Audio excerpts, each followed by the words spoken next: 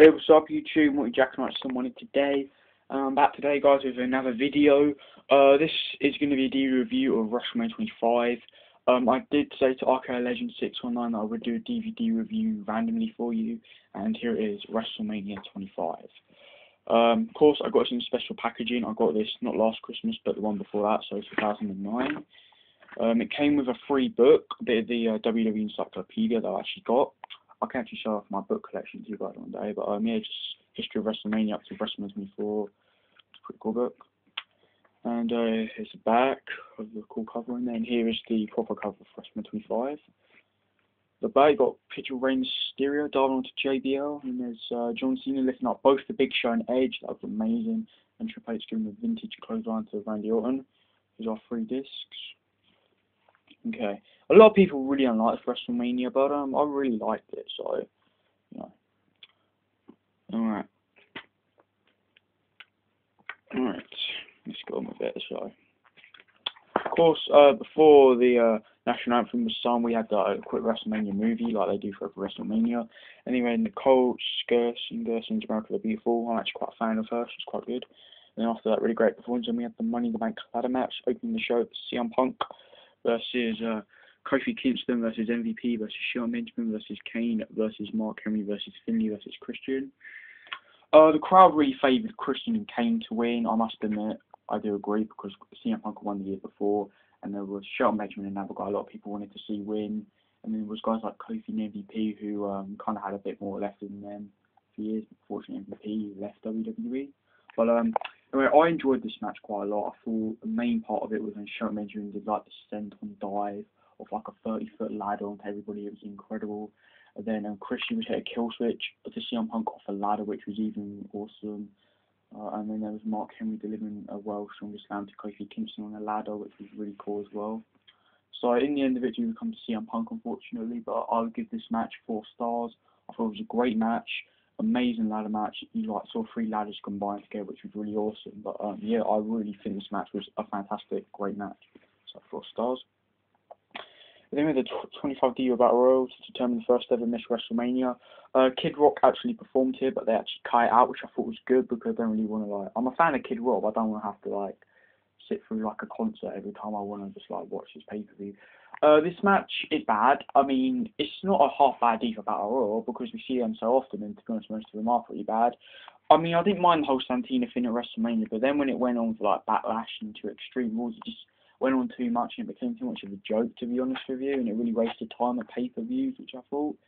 I really would have just preferred somebody like Sunny or Melina or Beth Phoenix to win this match, or just have like a Divas match for the championship instead of this, you know, would have been much better, you know. I'll give it like 1 star. This actually put together a watchable match. Then we had the 3-on-1 handicap elimination match, Roddy Piper, Jimmy Superfly Snuka, and Ricky the Dragon Steamboat with Nature Boy Ric Flair. Woo! Yeah, another crowd woo. Sorry about that. And they were all taken on Chris Jericho. Jericho got beaten from all the 3 legends at first, and then when Steamboat came in, he was doing like his vintage arm drag, so he was really awesome. Jericho would eliminate Snuka first with the Walls of Jericho, then Piper with the Insecurity, and then Ricky and Jericho would have like a back and forth action, like 3-minute match. Steamboat would do like a dive outside the ring, but in the end it would be a victory for Jericho. Then after the match, Jericho beat up Flair, called in Mickey Rourke, the man who started the whole thing between Jericho and the Legends, because of the movie The Wrestler. If you haven't seen that movie, like, you really got to go and see that. It's a great film. Then Mickey Rourke came in and practically knocked out Jericho. That was really awesome.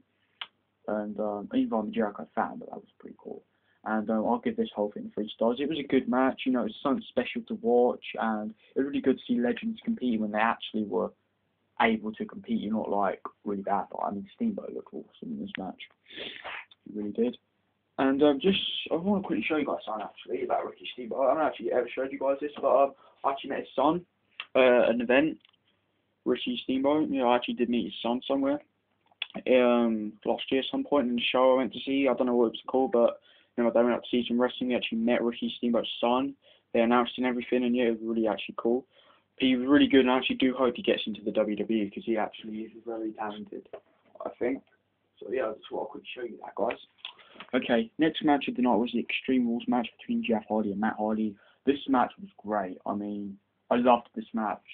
I know it was a little bit too short, but the amount of weapons we had 2 tables, 2 ladders, we saw chairs, we saw a kendo stick, we saw a vacuum pack, we saw a poster, we saw like every weapon you can think of.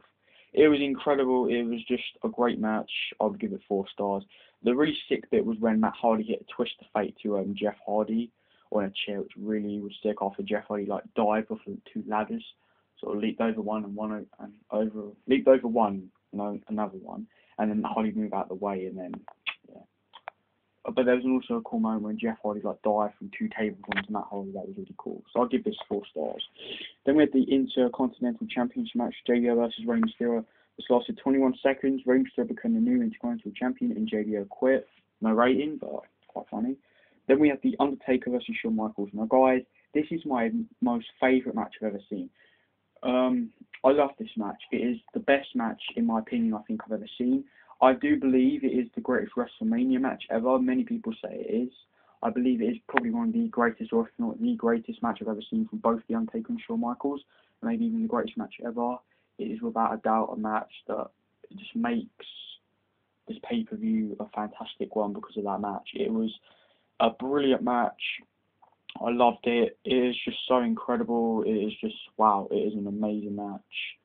I mean, amount of back and forth action, the amount of finishes and signatures it hit, it's just an incredible 5-star classic match fit for WrestleMania. Then we had the triple threat match for the World Heavyweight Championship, Edge versus John Cena versus The Big Show. I actually really enjoyed this match. I know a lot of people didn't like the story. I must admit the story was a little bit too silly for WrestleMania, but I actually thought it was a really fun match. I mean, Cena and Edge would admit maybe I've seen an Edge in a singles match, but then again, triple threat does make it fun. And I must admit the Big Show did pretty good. Edge and the Big Show went through the barricade, which security wall, which was really cool. Edge dived off the steel steps on the Big Show. And then John Cena, as you can see right here, lifted up both Edge and Edge and Big Show. And then Edge would come off, and then he would hit an actual adjustment to Big Show, and then one onto Edge on top of Big Show, and then he would pin the Big Show. That was awesome. I'll give it 3 stars and 3/4. I thought it was a really, really good match. And Cena became the new World Heavyweight Champion. So that's all for Disc 1. Then we have Disc 2, Introduction to the 2009 WWE Hall of Fame inductees. I'll quickly show you them. It was Terry and Dory J.R. Funk, the Funks, Coco B. Ware, the Von Erichs, Howard Finkel, Cowboy Bill Watts, Ricky Jones, T-Mac, and Stone Cold. Stone Cold came out to a great entrance. And then we had the WWE title match, Triple H versus Randy Orton. It wasn't a bad match. It just wasn't much of a main event. I'll give it 3.5 stars. It was a pretty alright match, but it could have been better. I mean, the crowd were really dead, and I don't know. It was decent. I mean, it could have been better. And then we had the Lumberjack match, Collier and Primo versus Miz and John Morrison. This was the dark match. This should have been on the card, actually. It was actually a decent match. I'll give it 3 stars. It's actually a pretty good match. Collier and Primo win, which sucks. I prefer Morrison. WrestleMania highlights of all WrestleManias up to 24. That was really cool. So overall, I would give the event 8.50 out of 10. I recommend everybody goes out and buy this. It's a pretty great pay-per-view. Right, it's not as bad as people say it is. I think it's pretty solid. And yep, that's the one today, guys. Okay, Legend 619. I hope you enjoyed this video. And yep, I am out.